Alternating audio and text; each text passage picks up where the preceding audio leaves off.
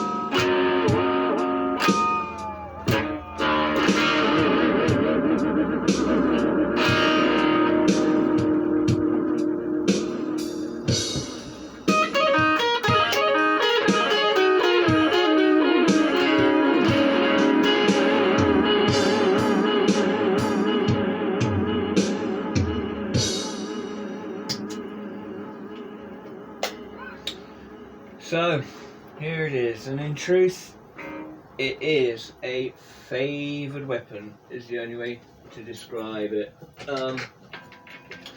I was very much in the market for a Floyd Rose guitar. I consider it one of the main, most important, voices in the tone palette that I fucking waffle around and talk about so much. The Floyd Rose is really important, and I've talked about this at great length elsewhere, it's one of those things where you don't know how thirsty you are till you drink. Until I actually had a guitar with the Floyd Rose here, was like, oh wow, this is really what I needed. Not so much just for the sort of, the predictable sort of fireworks. Not so much for that sort of predictable fireworks stuff, but actually the really subtle things, like, having like a acoustic simulator going, and having that, and those flicks and burrs that you can get,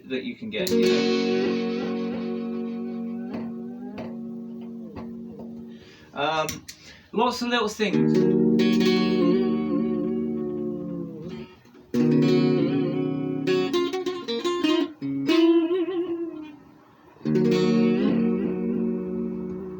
And not just with the bar, with your heel of your wrist, the bit that you chug with, you've got this. This is really nice.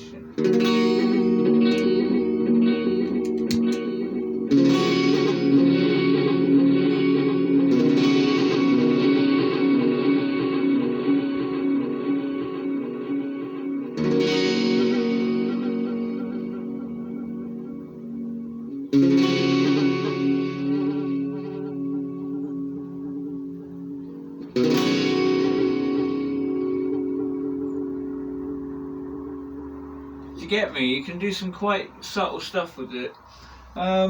So yeah, Floyd Rose, really strong, really important, identity in the in that tone palette. And I had a guitar lined up which basically came on the radar and disappeared off the radar for a bit. I ended up getting it. I've got it. It's actually right behind my head now. I think that we think it's a Samick, maybe. I don't know. You can't see it from there. I don't think. But a great guitar. And But this came up on Mad-Malko's wonderful channel. I don't know if you've come across Mad-Malko before. You know, I know a lot of my regular subscribers. I love you guys. You know, a lot of you over on Mad-Malko's, and a lot of you come from Mad-Malko. But yeah, great guitar channel. Really honest, real straight shooting guy. Really entertaining, really charismatic. You know, it's the David Attenborough of like the 80s, like made in Japan misshaped guitar. Like this, you know, he really does. Like that's his knowledge and enthusiasm is second to none on that. He's like the Trogley of the Japanese 80s, you know, sort of rock guitar. But this came up and it had a different neck on it, and it made me now, you know, because like Floyd Rose guitars, they're nearly always like a heavy metal guitar or a super strat, and this is a sort of Jazzmaster, Maverick, Marauder-esque sort of, you know, guitar. It's just a total offset. You know, it's a bit like the Hohner Pro thing that Stuart Collier, God rest his soul, you know, my friend Stuart from the band Teen Spirit, you know, the Australian Nirvana. He would have those Hohner things which he'd smash up on stage every night, which are now worth money. But it's sort of like that sort of shape, you know, where it's definitely like a Jazzmaster direction. But I love the offset. I absolutely love it. And it's just a little bit different. It's like this sticks up in the air a little bit. And I love the colour. I'm glad, you know, and I'm glad to show you it in daylight. There's been a few times I've nearly done this video, you know, and it's been too dark because I want to show you this in daylight. It's a wonderful colour, you know. It's beautiful, and I want to, you know, accentuate it. It's got all black hardware at the minute. I put a black trem plate on it. I don't know why. I mean, I don't. But it's all black hardware at the minute, and I think I'm going to change to some gold bits. I think, you know, perhaps like machine heads, and I don't know. We'll see. But I had a dream once, and I was playing a guitar that was a gold top, and it had all gold hardware on it, and it was like a saxophone, and that's always left an impression on me, that guitar. And so this might end up being that. Like I might turn it into like a saxophone looking thing, you know, just dripping with gold. But we'll see. I mean, I like it as is. When I bought it off Malko, I called it the Golden Wonder when he'd first shown it, and it had a different neck, and I called it, and he actually put a graphic on the headstock of the Golden Wonder. I took that off when it arrived. I wanted to make it mine, and it's the Golden Goose now.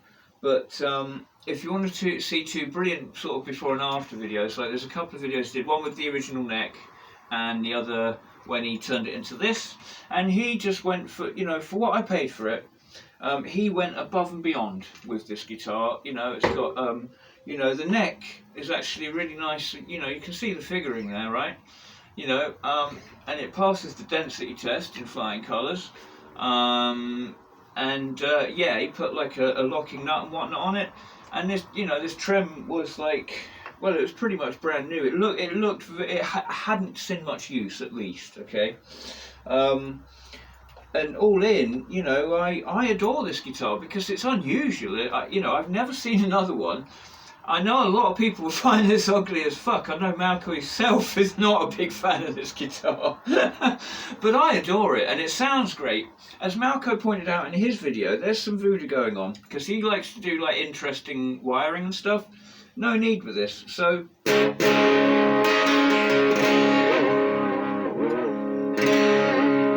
see, it's roughly in, if I give it a wiggle. And I'm actually, like, I'm doing this video in the middle of a session where I'm actually recording, like I'm building a tune and some riffs, and this is the guitar that I'm actually using.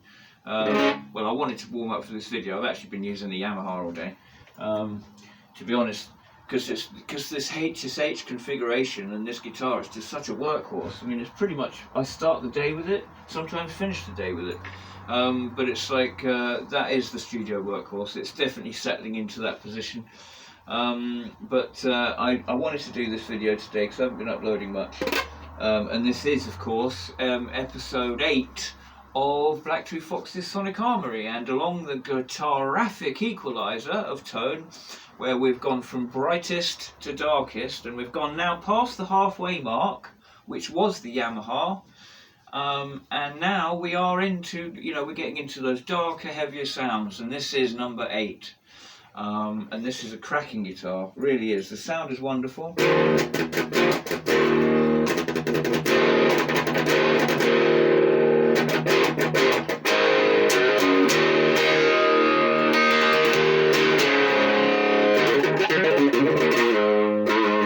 So that's bridge humbucker. Now, the voodoo that Malcolm speaks of is, in the middle position, something very coily going on, right? Isn't that a lovely sound? I mean,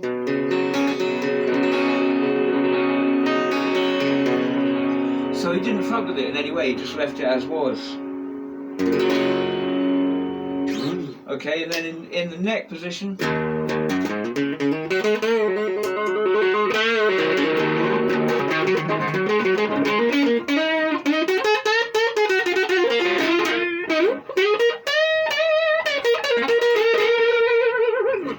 I find this guitar just really playable, really articulate.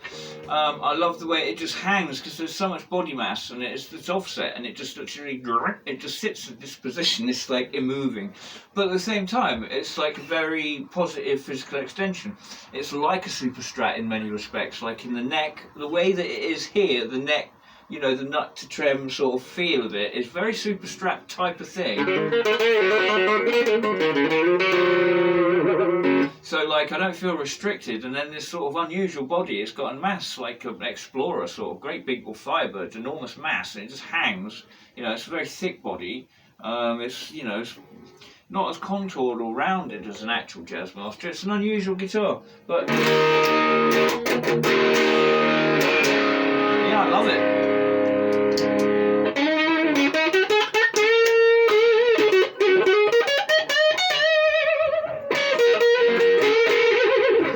So yeah, that's that. So like Floyd Rose, really important.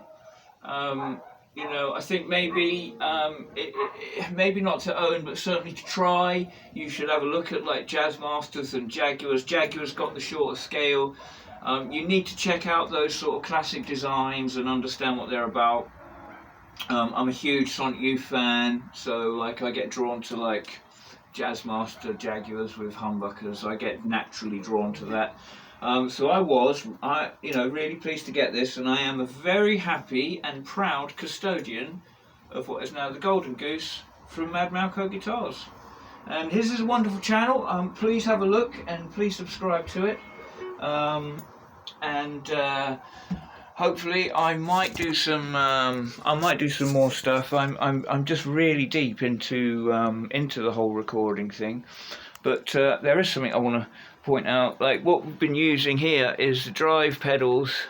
Now this is a Crazy Cacti. It's basically a copy of a full drive 2 MOSFET, which is like 180 quid pedal, and it's a pedal I'm very familiar with actually. I borrowed one and very familiar with that, and wow, I went on my guts for this one.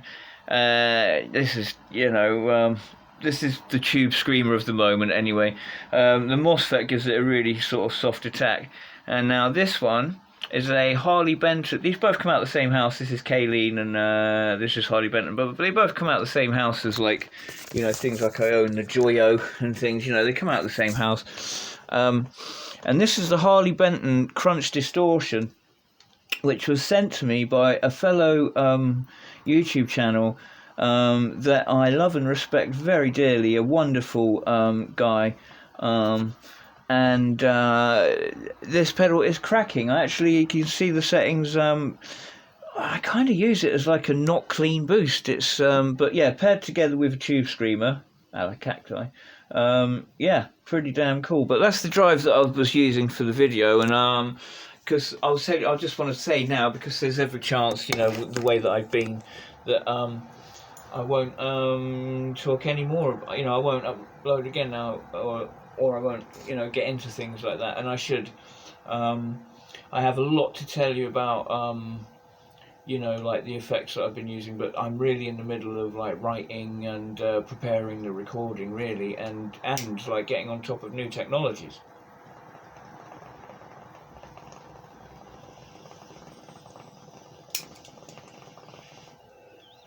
so it leaves little room to hang with you guys, but you know, I tried to just get a little bit done there, and you're often in my thoughts, Mr. White. I hope it's going well with you and your guitar quest, and Jim McAndrew. Yeah, cool, like super strat that you're playing at Brownsville, you say, but yeah, I see like you went in the SG direction, and that's cool. And yeah, Darren, I hope you're better. I hope like things are better for you, and like you're getting on course. And Frank from New York, like best regards to you, man. And yeah, oh, and like check out the channel. Music is fun. Like he's a great guy, like an honest reviewer, another straight shooter, very precious dude. And oh, another little tiny bit of news is the dude that made my pickups, like hot rod pickups, is Eternal Guitars. Like a YouTuber that's got a decent sized channel has asked me if I can put them together, just so we can visit and like probably do an episode looking at Eternal Guitars. And he's asked me to like put them together. And he's a nice guy, and I thought, should I do that? Is he going to sort of like embarrass me by like I put him together and then he asks like Dave for money, Dave, and like, or something like that, and I don't want it to. Then I thought, nah, he's a good dude and he loves guitars, and like Dave Walsh, who makes these Eternal Guitars and does the pickups, like he loves guitars and he loves guitarists, so like I'm happy enough to make that introduction, and I just don't want like any kind of money or like influence or shite to get involved in it. So like, yeah, if it's just for love of guitars, I'm really happy to do that. But in fact, I'm really happy to do that, because I feel like the more that there's a sort of bit of a if we support each other a bit, and if in spirit, if nothing else, it goes such a long way. I mean, in the bad times that we've had the last couple of years, people's emotions are at an absolute low. So if there's, if there in any way is some kind of social contract we can make whereby it's like, hey, you know what, like, just, if you're really on the fucking, if your ass is really on the floor, don't fucking hesitate. Like, there has to be some meaning to all of this, I what's the point of just pontificating to people over the internet? Like, how fucking, like that could have no value at all. It could just be like fucking ego bollocks and just crap. Or it could have tremendous value for social cohesion, genuine social cohesion amongst like-minded people. That kind of, we're not hanging in the same factory, we're not like drinking at the same bar, but we're on the same internet, and so that's how we connect, and that's that. It's just another way of, it's nothing, not different, it's just another way, like social media, it's just another way of socialising, it's no real different, but it gives you opportunities, and it's like, music is fun, I just mentioned, it's from Europe, it's not so how wonderful to just sort of like bump into somebody from Germany and make a friend from Germany. How bloody cool is that? Frank in New York, same thing. How bloody cool is it just to be able to bump into someone, online like that, and just sort of make friends? It's like, it's really bloody cool. And so, yeah. Anyway, I went off track. The fucking subject was the goddamn golden goose. And I'm going to get back to playing it. And hope you all have a wonderful day. And yeah, this was Blacktooth Fox Sonic Armoury item number 8, the Golden Goose from Mad-Malko Guitars. Alright, be seeing y'all.